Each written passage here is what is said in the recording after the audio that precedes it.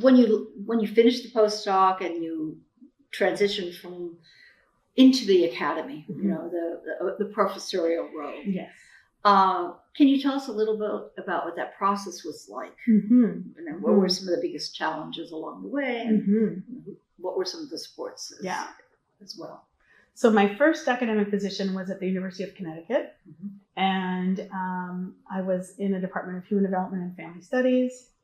And the reality of what it means to be on the tenure track, sort of landed on me like a pile of bricks. Because here I was expected to teach classes. I was teaching 2 classes. Everything was new to me. So I did the thing that like all new professors do, which is spending so much time on my teaching and not as much time on my research, and then realizing, oh crap, I'm supposed to be writing as well, and trying to figure out how to, do that. And I did have good mentorship, I would say, like peer mentorship. I don't think that I had inside there senior mentorship in the same way. Like I would reach out to you all the time. Like there, I had my mentors that I had kind of like collected over the years, in my little basket. But the peer mentorship was actually a lot more supportive. So there was one professor who was a couple of years, maybe more like 3-4 years ahead of me, who was my neighbor in my office. And he was fantastic as far as like, giving me tips and clues and kind of giving me stuff. But then I also had a group of junior faculty like me, assistant professors who were just starting, and we formed a writing group, and we were really each other's, kind of support for like, you got to keep writing, you got to keep going, and, all of that. So that was my first job. And actually my husband was also in that position, in that faculty department with me. He was a gerontologist. We had met in graduate school. And so we were at either end of the spectrum, right? I study children, he studies older adults. And, but we both got jobs in that department, and so we were there for 3 years. We had our child, our firstborn, after our second year. And I guess it was right after the first year, because we were really isolated and just felt very, like this was really challenging for us, because our families, his family's from North Carolina. My family is in New Jersey, New York area. And we're just kind of out in the middle of nowhere with this baby, with this really stressful job where you're expected to, balance all these things, teaching, service, research, or whatever. And it was incredibly, incredibly challenging. And so that's when he felt like and realized like academia is not really for me. This isn't really what I want to do. And B, we said like, we can't do this baby raising thing by ourselves out here. We need to be near family. We need to be closer to family. And so I reached out to you. And I remember saying to you, Tahola, like, we need to get out of here, and you were at NYU. And you were sort of like, well, there's not really anything in the department that I'm in, but let me see what I can find out for you, because maybe there are other things. And then you connected me with the Department of Teaching and Learning, and they happened to have a position. And, it's sort of one of those things where serendipity, if you will. Absolutely, because I can't do that all the time. I wish I could. Disclaimer to everybody, right? I wish. It just happened, right? It just happened. Right place at the right time. Right, exactly. And so then I, transitioned to NYU. And I remember one of the conversations that I had with Marcelo specifically was about whether I should start my clock over or not, my tenure clock over. And his recommendation was? Do not. No, I'm sorry. His recommendation was do it. His recommendation was start from zero. My chair was pushing me not to. Your new chair? My new chair was saying, no, you should come in with your 3 years of credit. And Marcelo was like, absolutely not. He was just like, and I'm so glad that he advised me that way, because he's a wise man. He is, right? He knows a thing or two. He knows a thing or two. He knows a thing or two. Got some perspective. So he was saying to me, he said, Fabi, listen, if you're ready in 3 years, you go up. Nobody's going to stop you, right? And he said, but if you are on that short clock and that time comes and you are not ready, it's going to be a nightmare. And so I kind of fought with the chair at the time, and, he was really kind of pushing me. Which is interesting, right? When you think about it, like, I'm not sure why he was so invested in me doing that. Because he's got a good heart, and he wanted he had the best, right? Like, he wanted the best for you, and he thought, he thought it was a good way to recruit you, I think. Maybe so. But Marcelo's a pragmatist. Right. And he was he's an immigrant. And he's going like, okay, always be prepared for the worst. Yeah, exactly. He's like, you got to play these cards right, left, right. Like, you do not want to go down. Yeah. Especially also at the time, like, my son was a year old, right? And so he's sort of like, again, probably just seeing ahead, like, thinking this is not going to be. And so I'm so glad, because of course the first couple of years, you're just really settling in, and you're in New York City. Exactly. I mean, it's such a different place. Right. So, starting over with my clock, but, continuing then to just try to do my best and work. Mm-hmm. Luckily for me, the year that I started with a cohort of, I think altogether there were 6 of us, brand new assistant professors in different programs in the department, but still in the same department. Mm-hmm. So we sort of had a built-in community of newbies where we could really kind of like just be together in our collective ignorance of things. We would like have social gatherings together where we were, just kind of getting to know each other and also getting to know the city. So that was very beneficial on the social side, and sort of like on the, becoming part of and feeling comfortable in the institution. But on the side of, the research and the tenure clock and kind of that pressure, I mean, I've said so many times, and of course I'm not the only one to say it, but the tenure clock, the tenure process is such a hazing, and it just doesn't need to be. It doesn't have to be that way. But there's something about the sort of constant scrutiny and evaluation that is part of being in academia, because like people are always critiquing your work, right? People are always reading your article, reading your manuscripts and saying like, you need to revise this and you need to revise that, whatever. Yes. You're writing a proposal and it gets turned down. All these things. Mm-hmm. Rejection is just built into the job, right? Yes. It's built into one the of the job. hardest things about this job. It is, exactly. And so you can develop sort of like, begin to learn that, I mean, obviously there are some mean-spirited things. Like I remember when I was at UConn, I had submitted a journal article to a journal, submitted a manuscript to a journal. And one of the reviewers wrote me literally the meanest review I've seen in my life to this day. And I worked as a program officer, reading millions of reviews of grant proposals. So when I say it was the meanest, it was the meanest. I mean, this person basically said that I knew nothing. Oof.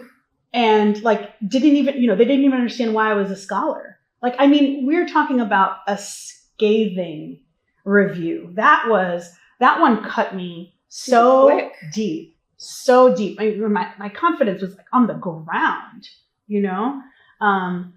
thank God, it really hasn't been that way. That was really, kind of really the worst of it. But just that idea of like the job itself, right? The process itself of having your research evaluated is difficult.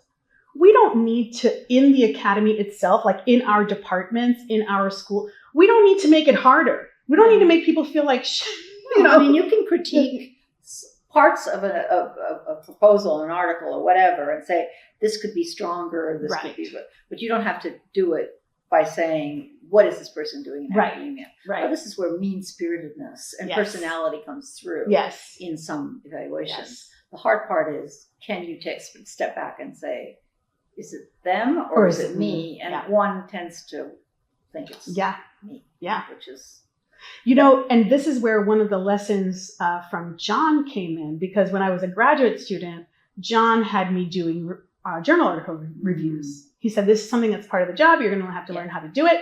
So I was asked to review this article, but I think you would do a great job. So he actually taught me how to do my first review. But what he said to me is stuck to me to this day. At that moment, he said, anytime you review an article, you imagine that it is written by a first-year doctoral student, and you are kind. Period. You got good mentoring. Good mentoring. Yeah. He was like, in writing. So when I got that horrible review, the conversation with John of saying you're always kind was sort of like, well, this person obviously didn't get that message, but also it's not me. Yeah.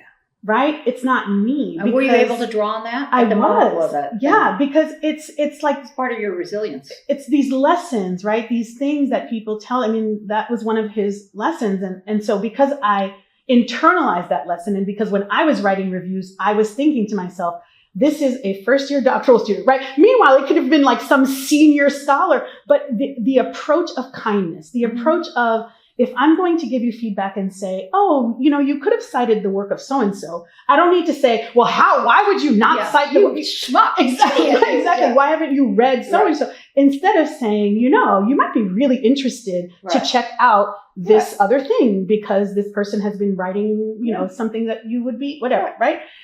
So that was like helped, I think, in being able to sort of recognize like this person was really horrible and, made it personal, but really it was more about them.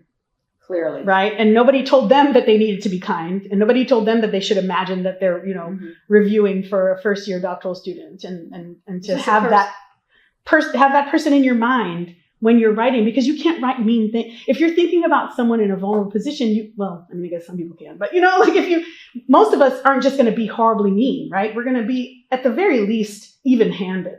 Right. And, this is a person who liked their power too much. Right. Well, I'm glad it didn't completely derail you. Exactly. Me too. And to be honest, something else that I think I shared that review with someone. I can't even remember who it was. I remember sharing it it might have been Marcelo. Somebody said to me, you should have never seen that review. The editor should have cut that. That's not appropriate. Right. That's not appropriate. And that's another thing, sort of like, okay, so it's not me. I mean, yes, the piece could be improved. Of course it can. Any piece can. Mm-hmm. But the kind of the personal attack is something that could have been censored. And so that moment, right, that comment, I think is something that I think about when I think about just even now. I'm in a position of leadership and I'm mentoring people, and over the years, sort of my leadership responsibilities have increased and mentoring students and so forth. But the idea always of like, there are things that you can keep from people when you want to protect them. Mm-hmm. And this editor did not make the right decision by not protecting you from this vitriolic review. Mm-hmm. So when you are in a position to protect someone, you should take it, right? When you're in a position to do that, you should, right, exactly. When you are in leadership, when you're an editor, when you're a review, when you're a program officer, whatever it is, right? When you have the opportunity to soften a blow, you take that opportunity. So that was like, it's again, these little like nuggets, these moments, these conversations that I just carry with me in learning how to navigate the academy. But I mean, the tenure process was like, I didn't know if I was going to get it. I was, didn't have, like at the time, it felt like I didn't have enough publications when it was getting closer, and I was furiously trying to write more, and I thankfully did. And actually, I will have so much thanks for Jackie Matisse for that, because Jackie created this writing group for us to have a space to be together and write. And that's when we were writing together in community.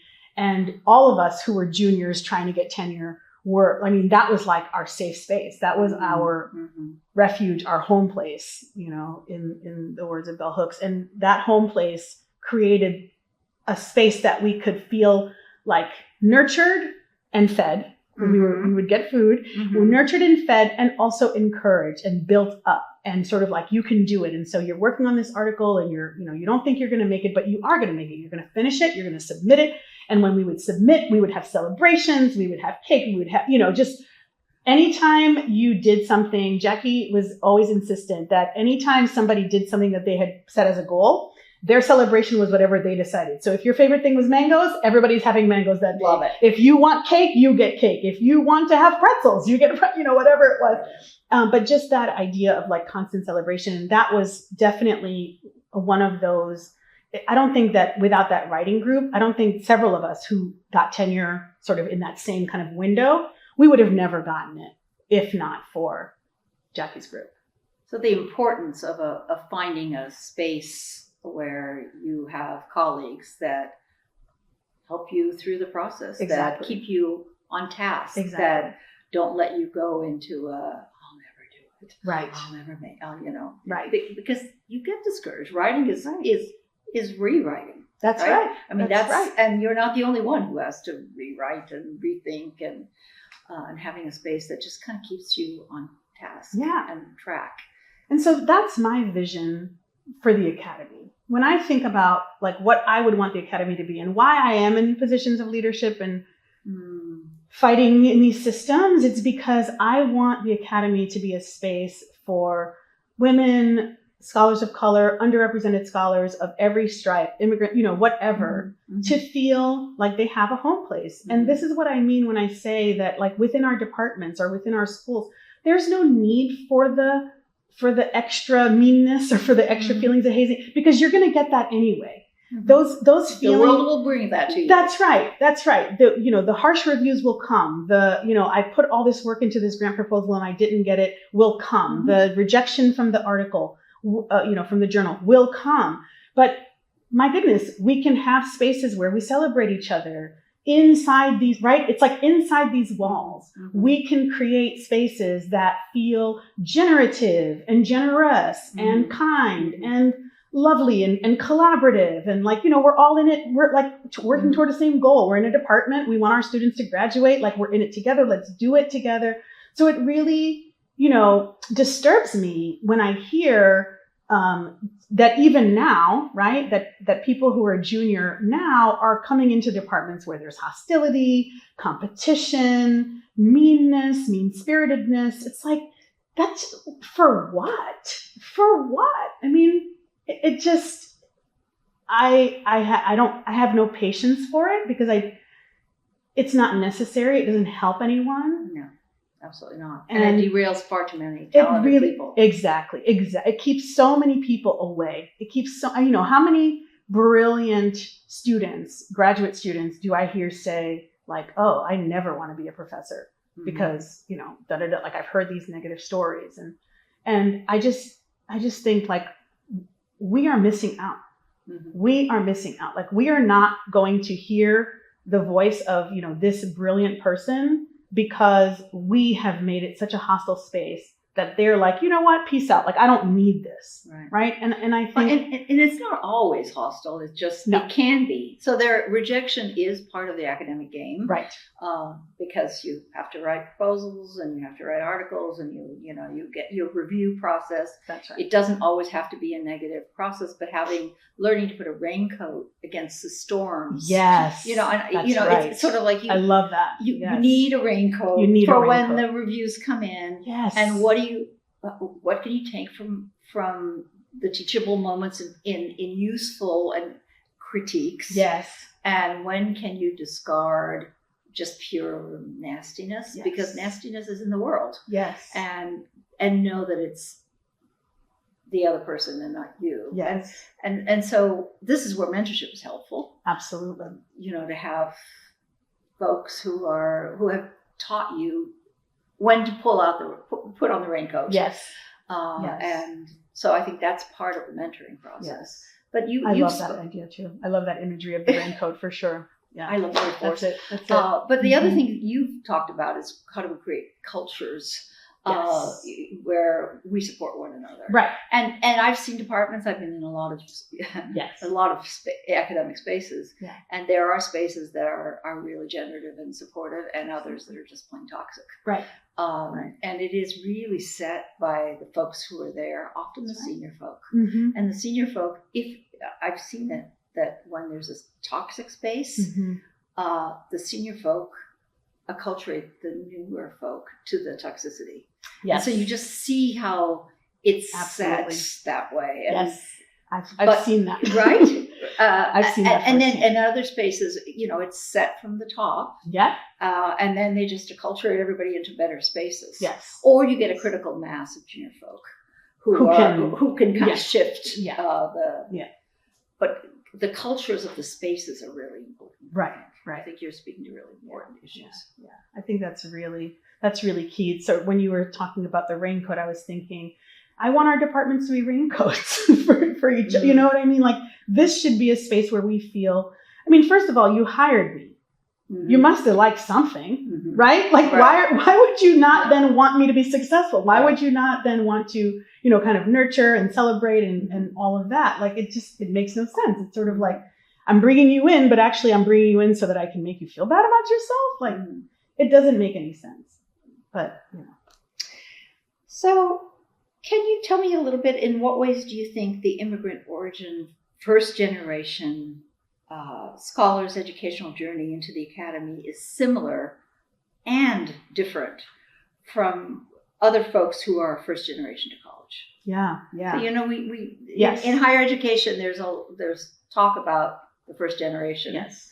But they're not talking about first generation immigrants. They're talking about first generation college students or graduate students, right? And there's an overlap with immigrant origin, but they're separate categories, and I don't really think that there's necessarily a sense of how they're similar and the same. So I'd love your wisdom on this. Yeah, sure.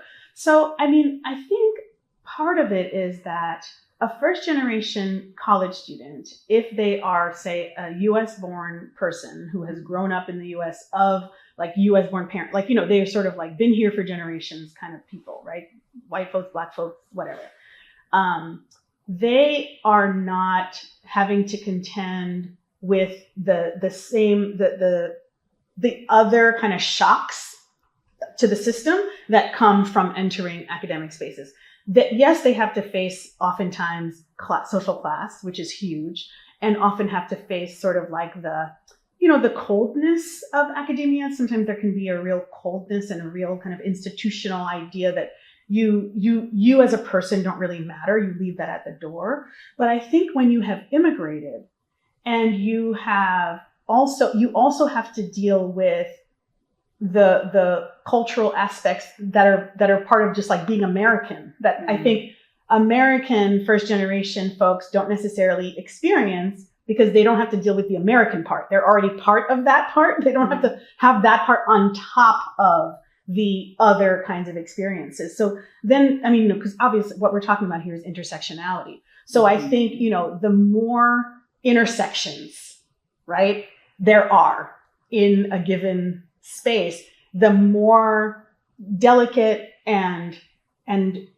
perilous and sort of like, you're sort of trying to figure out which is the road I should be taking.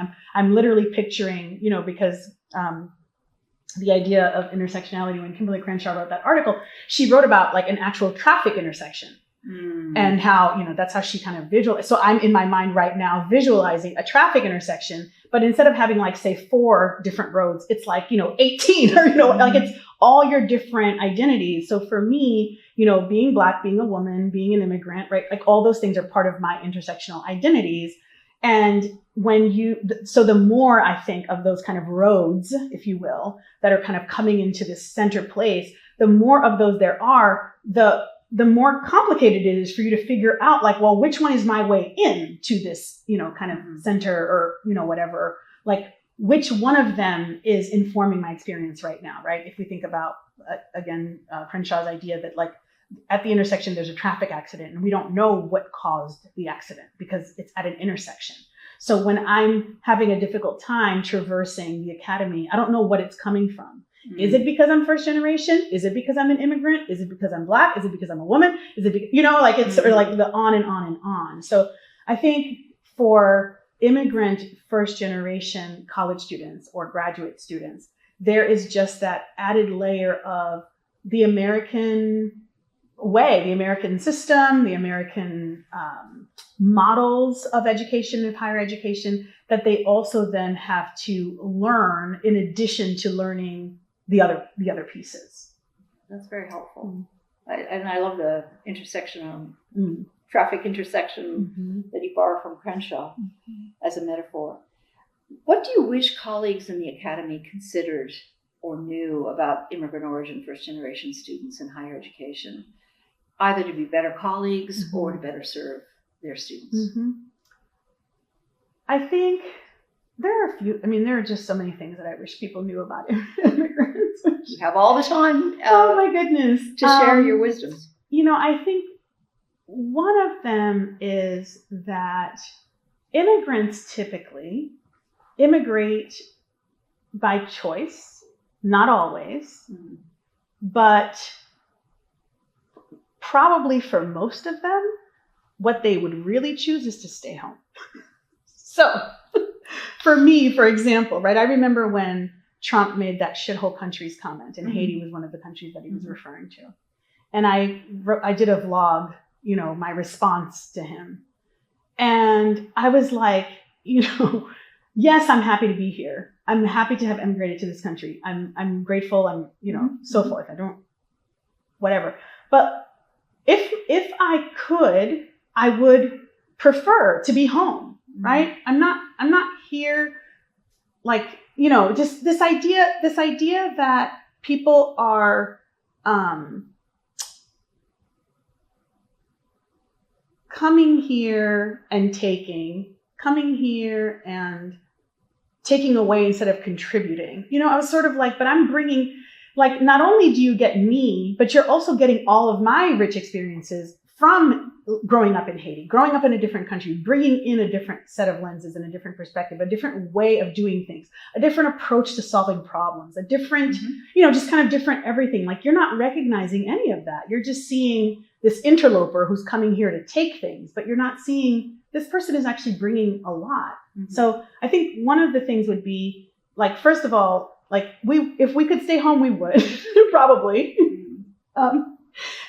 Even though at the same time, I also love, and I think for a lot of people, like, immigration is also, for some, adventure, right? It's going someplace to try something new, to try something different. And when American students want to go study abroad, we don't say, what's the matter with you? Why would you do that? We think, oh, how it's an opportunity. How, they're very worldly, they're very sophisticated, they're very cosmopolitan. But a Mexican immigrant is not cosmopolitan, right? Is not brave, is not courageous, is not interesting, fascinating, right? We have to question that. We have to really sort of push back against these notions that when, the children of Prince, what's the name of the prince, the older son, not Harry, the younger one, the older one, William. Yeah. So when Will and Kate's children speak Spanish at the age of 4 and the whole world celebrates, right? We have to question why we don't celebrate when Pablo comes from, Colombia and is learning English while also speaking Spanish and potentially also an indigenous language. We don't think, holy shit, this kid's a genius, right? But we do say that about a little prince. Right? That is problematic. To me, it's sort of like similar, even when we think about, like, into higher education, into college. We think of these experiences that of experiencing the world, of going out into the world and sort of whatever, as like that experience belongs to white Americans who then go out to find others. But the others, when they come, they're coming because they want something. They're not coming because they bring something. They're taking something. They're not, right? And they're not expanding their worldview, right? They're not exposing themselves to differences in the world, whatever. They're not, all of those things that we kind of attach to when, right, middle-class white kids want to go study abroad, right? We don't do the reverse. And to me, that's really problematic. And to me, similar, right, with language, like, we think of people needing to learn English in the US as a deficit, right? As opposed to people wanting to learn a language because it's exciting to learn a new language, right? You and I are both polyglots. We love to learn languages. It's fun. It's great. It's not a deficit. People don't, right? And so it's like your class and your race and all these different things sort of inform the way that we read identical behaviors, identical processes. Well, that's beautifully said. And I think what you've really spoken to is what we wish all folks would recognize about immigration. I'm going to ask this question in a slightly different way. So 31%, a recent study came out from a joint study by the Migration Policy Institute and the Presidential Alliance, came out showing that 31% of all college students in the U.S. are of immigrant origin, either first or second generation. Kind of a stunning number when you think about it. And that's a separate category from international students. So these are first or second generation, homegrown, if you will, home educated in the U.S., graduated from colleges or high schools in the U.S. So how much do you think that the average college professor knows that? Right. Is question number one. And how well do you think, how would you recommend that higher education begin to mobilize to respond, if you will, to be, to serve these students? Yeah. So, I think part of it is that in our U.S. universities, everything is very sort of U.S. and European centric.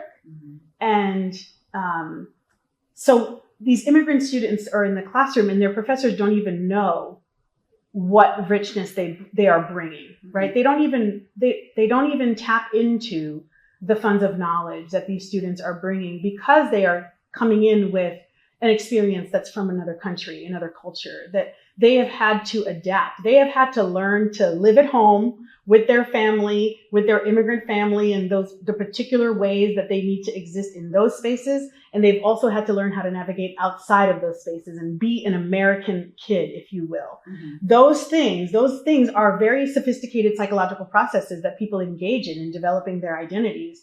But then you come into the college classroom and you're spoken to as if everybody's assuming a shared experience. And I think that it's important to recognize and to acknowledge that there are students in this classroom who are coming with a whole different set of skills, right? A whole different way of thinking, a whole different way of approaching the world. I think this also might inform, I'm even thinking just about my own students and sort of like the interests that they have, right? Like their ideas for doing projects, right? I'm thinking about how, and here I'm actually thinking also about the work of my late colleague Junki Basu, who was a science educator and who was doing work with high school students in physics. And, there's all these stereotypes about Black students and they're not interested in STEM and whatever. And she would say, we're approaching it the wrong way. The things that they're interested in studying are not the things that we're making available to them. So you have a student who wanted to, build a robot to serve his community in some way. I don't remember the exact details, but like the project that he wanted to do was something that was going to serve his community. So I feel like what happens in college classrooms sometimes is that professors don't recognize that immigrant students have a whole other layer of thinking that is happening as they're reading the reading that everybody else is reading, right? There's the text that they're reading on the page and they're interpreting that in some ways through the lenses and tools that we've all been taught to do in academia, right? That we've all been taught to let's think about this critically, blah, blah, blah. But then there's this whole other thing happening, which is, but is it that way in this other country that I'm from or that one of my parents is from? But the whole world doesn't actually operate that way. The whole world doesn't really see things that way. And I'll give you another example. This is an example from me in high school, but I could easily see it happening in college, which was that in high school in a history class, we were instructed to write an essay on what America has done for the world. And I stopped I literally was like, you know what I mean? I break the fourth wall, right? I'm like, are you seeing this? Is this guy serious? Asking me, a student from Haiti, to write what America has done for the world? And I remember literally arguing with him. Side? Right. I remember arguing with him and saying, can I say all the ways that that this country has actually hurt Haiti? And did he let you? No. Nope. But, it's so, I could imagine in a college classroom where a student is bringing in a critical lens, a lens of critique on the United States, but it's seen as ungrateful, or it's seen as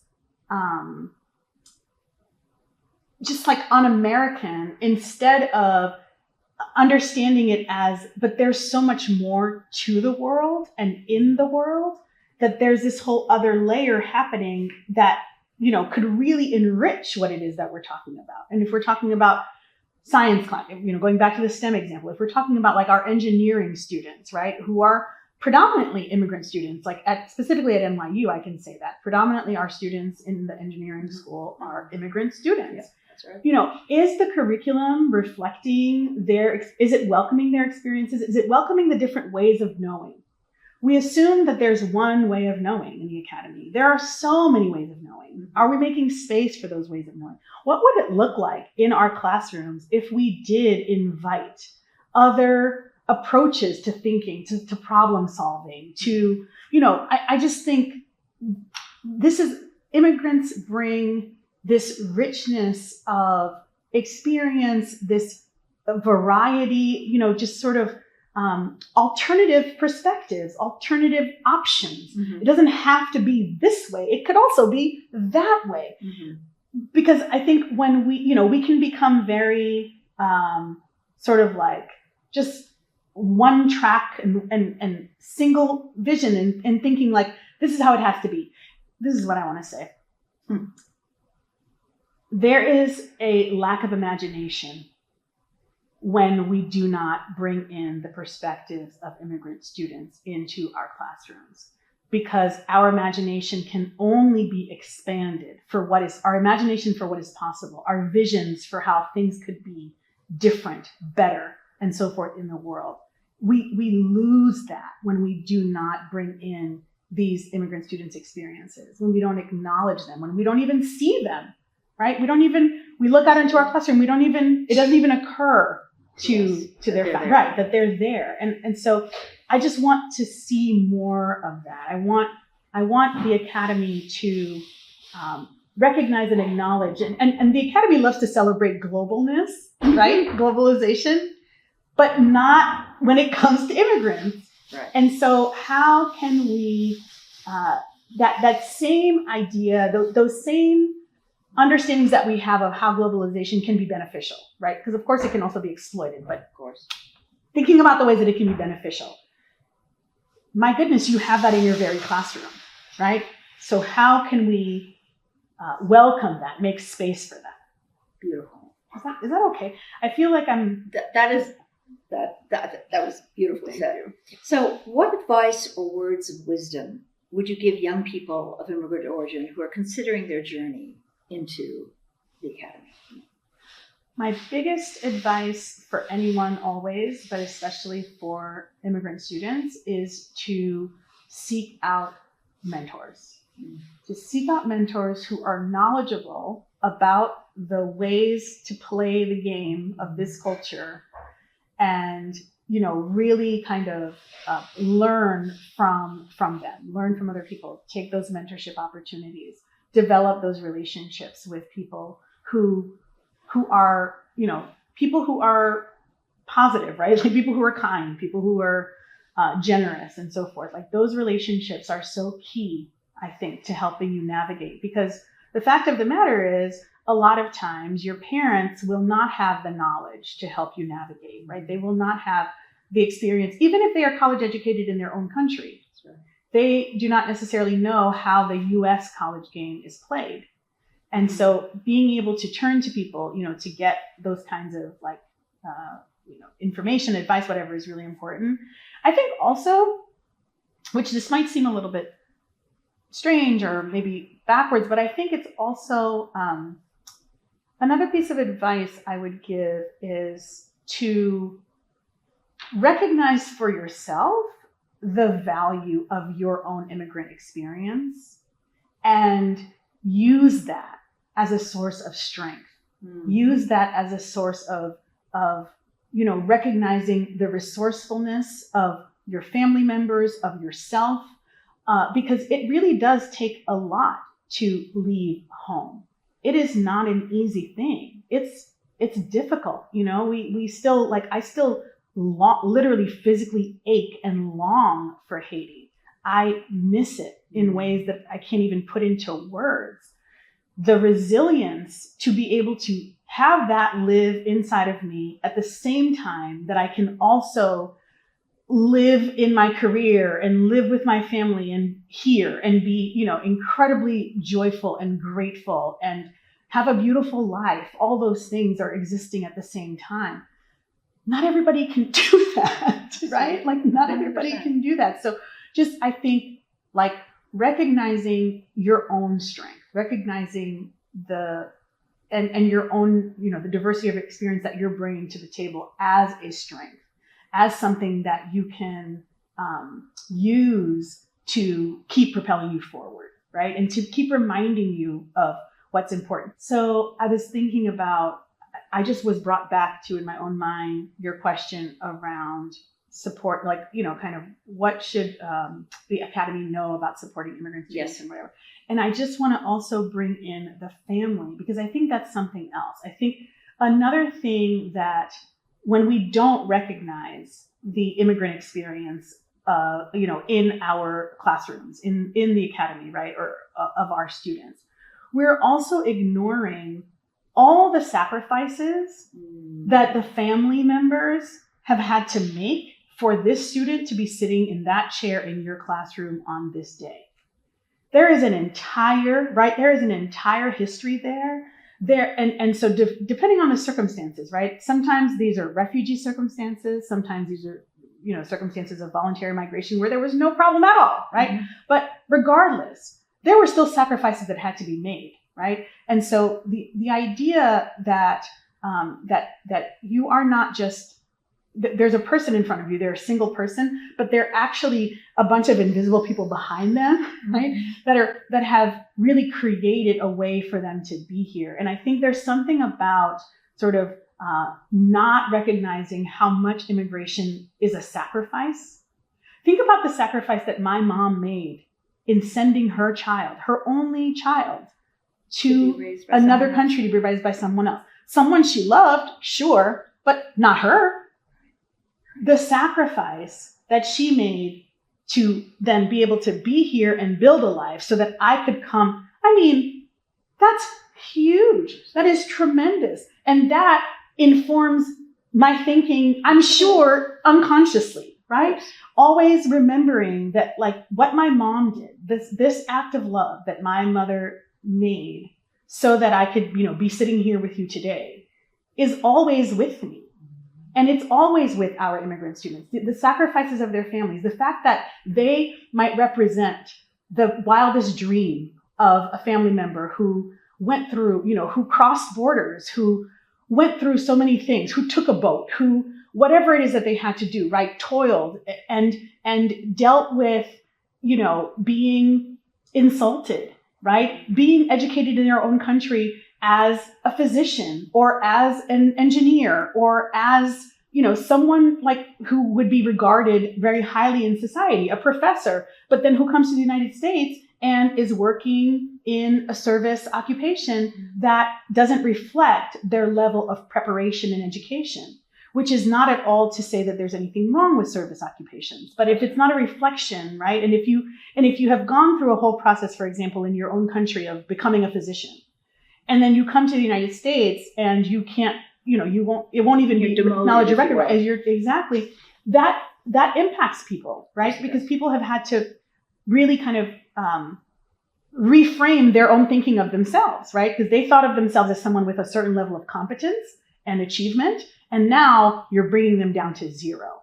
Mm-hmm. All of these kinds of like stories that we could tell about different immigrant experiences and the different ways that people, get here, I think of all of those things kind of accompanying our students into their classrooms, right? Mm-hmm. They're carrying it with them, whether consciously or unconsciously. And so I would also want the Academy to recognize just the level of selflessness that parents of, that immigrant parents demonstrate in coming to a new country, going through all the crap that they have to go through so that their child can be, successful, so that their child can have even just have a chance, mm-hmm. right? Because a lot of times it's not even necessarily, we always joke that immigrant parents want their kids to be lawyers and doctors, but sometimes it's like they just want them to have a chance. Absolutely. They just want them to live. They want them to be able to go to school, right? Like, let alone anything that might happen after school. They just want them to have opportunity. And that has to be seen, I think, through the eyes of humanity, as opposed to, again, this idea of like taking or, that subtractive idea, and seen more from a sense that if we can think about our own stuff, right, our own personal stories as human beings, whether or not we've immigrated or whatever, like there are things that are just part of being a human being that we all want, right? Everybody wants to be happy. Everybody wants to be fed. Everybody wants to be safe.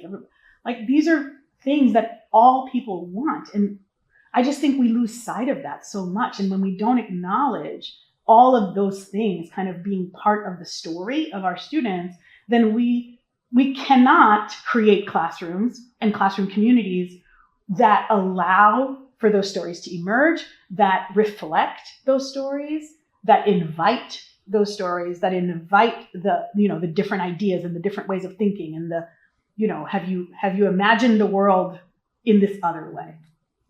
Thank you for that compassionate and wise frame. Thank you.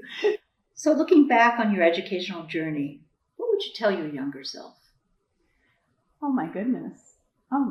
I might cry on this one. You almost had me crying on the last one.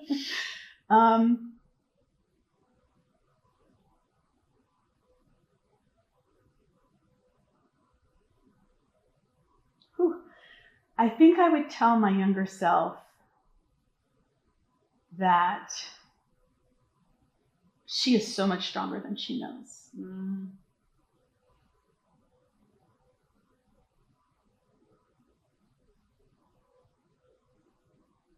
That she has a fight in her.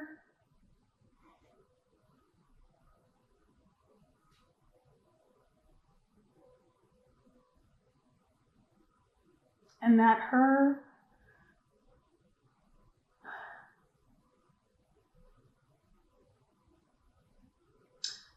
motivation and her belief and her insistence on always operating from love and treating people with love is the way. That is the way. It hurts sometimes. And sometimes I think I'm just built a little different, and that can be painful. But it's right. Because ultimately, it helps other people feel seen.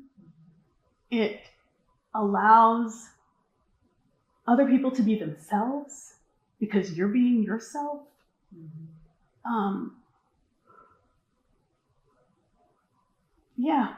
I would just also tell her that it's going to be okay. There are a lot of tears, but in the end, you've got this, and you can do this not because you're just doing it on your own, but because you're surrounded.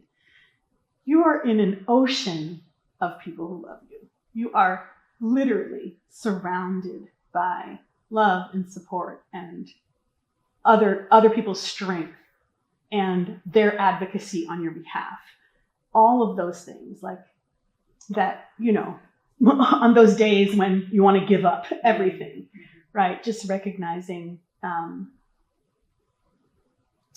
we never get there on our own, but it does take some nerve, right? And strength. And you've got both, kid. You got a lot of nerve, you got a lot of strength. Absolutely. Yeah. And what I'm struck by, you talk about the love that surrounded you. Mm-hmm. And what I love about your story is how you take that love, you make it a strength, and you are playing it forward, or paying it forward. And that's a beautiful thing. The world's a better place for you being in it. Thank you. Likewise. Is there anything else you'd like to share about your experience? Maybe this may not, I don't know what this might have to do with, but I'm just thinking about being an immigrant parent, married to an American person, raising kids that are American, but then also, right, the children of someone from another country, and the immense pain of, because of how Haiti has been in the past few years, that my children have been to Haiti multiple times as young children, but the last time they were in Haiti was in 2016. Oof. And I know this is a pain that many immigrants share who come from places that are in war or, where you can't go home. Not being able to share that piece of myself with my children. Or that piece of themselves. And themselves, right. And my daughter, more than my son, my daughter will randomly, occasionally just say, I really miss Haiti. I really miss Haiti. When, I really wish we could go. I wish we could go back. Because that is a part of their identity that they are not getting to see and to awaken in the same way, right? When we're doing our big Haitian family reunion stuff, they get some of it, they get some of the flavor of it. But being in the land, it's a really different experience. And when they were children and we would go to Haiti as a family, the feelings that I got seeing my children drinking from a coconut or, playing in the same yard that I played in with chickens that are running around in that yard, or playing with tadpoles in this, these big water tanks that we would have to collect rainwater. Seeing them be in those spaces, there's just something so magical about that. And how, it's really hard to put into words the pain that I feel, not only for myself, but also for them. Mm-hmm. Yeah, they're missing out on all these enculturation opportunities that wouldn't be disrupted. It wouldn't be disrupted if things were not so chaotic right now. Right. In your beloved Haiti. Right. Well, Dr. Fabienne Doucet, thank you so much for sharing your wisdom, your generosity, your kindness, your voyage, your time with us. Oh, Kamala, thank you so much for inviting me. Enjoy your pleasure. Thank you.